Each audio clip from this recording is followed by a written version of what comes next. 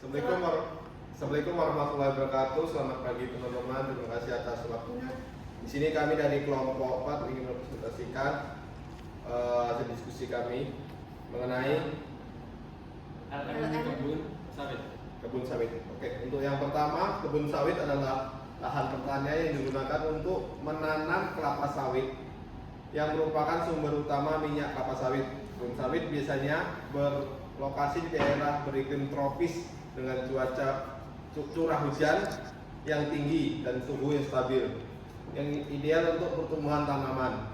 Proses pengolahan kebun sawit meliputi pembibitan, penanaman, perawatan tanaman, serta pemanenan buah sawit. Selanjutnya itu ada faktor penting dalam perkebunan sawit yang meliputi itu: 1. Kondisi tanah subur dengan pH 5-6 dan drainase baik mendukung pertumbuhan pohon kelapa sawit. Adapun iklim memerlukan suhu 24-30 derajat Celcius dan curah hujan 2000-3000 per tahun.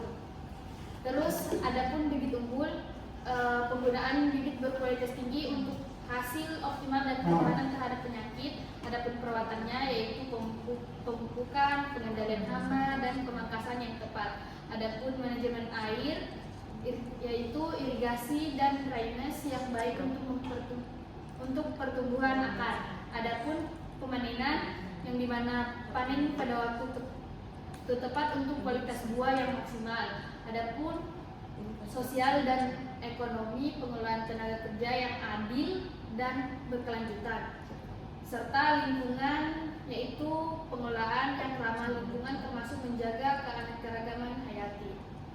Selanjutnya, teknik budidaya perkebunan kelapa sawit meliputi beberapa tahapan penting. Salah satunya persiapan lahan dibersihkan dan rumah dan vegetasi lain, lalu dibuat saluran drainase untuk mencegah genangan air.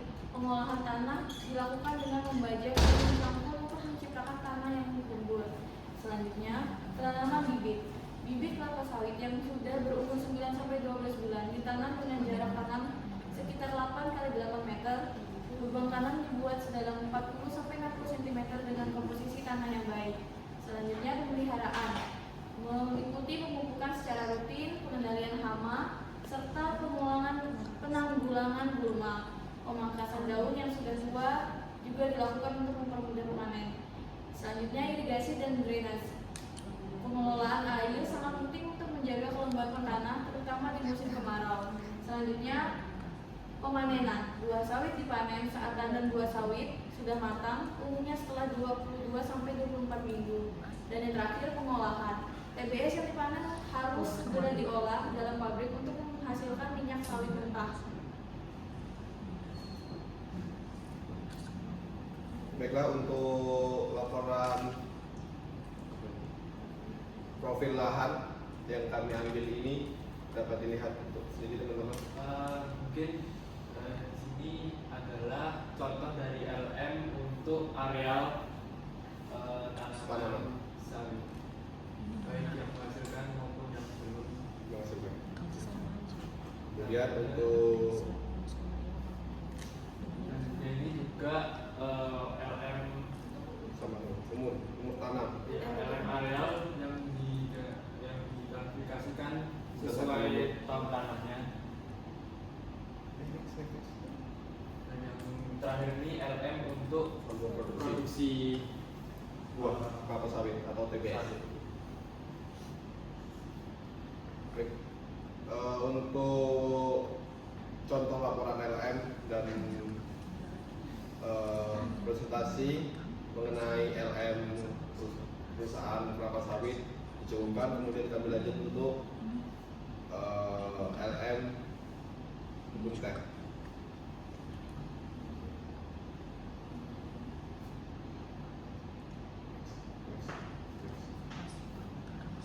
Untuk pengertian kebun teh, silakan Pak.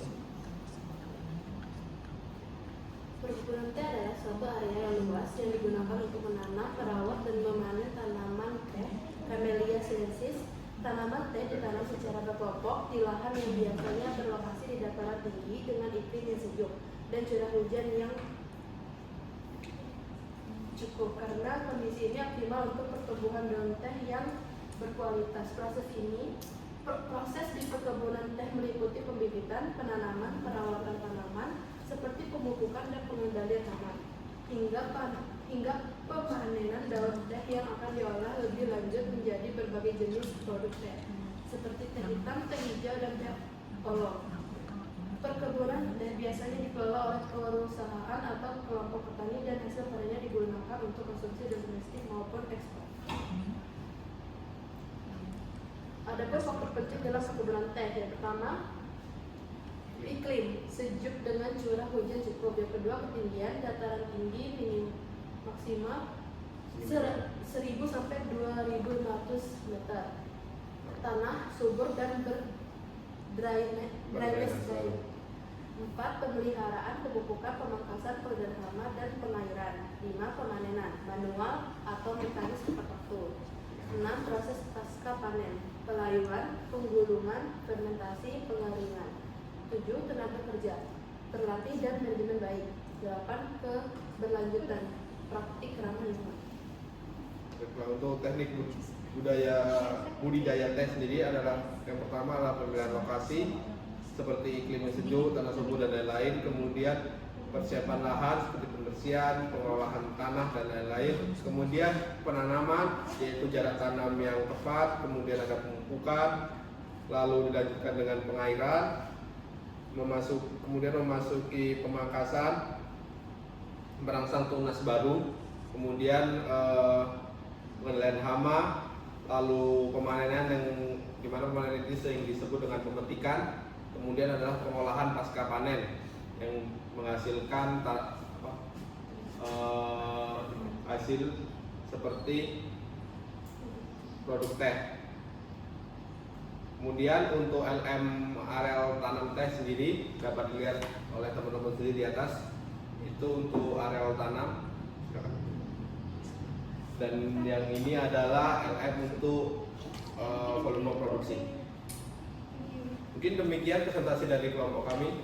Bila ada salah kata, perbuatan kami mohon maaf. Wassalamualaikum warahmatullahi wabarakatuh.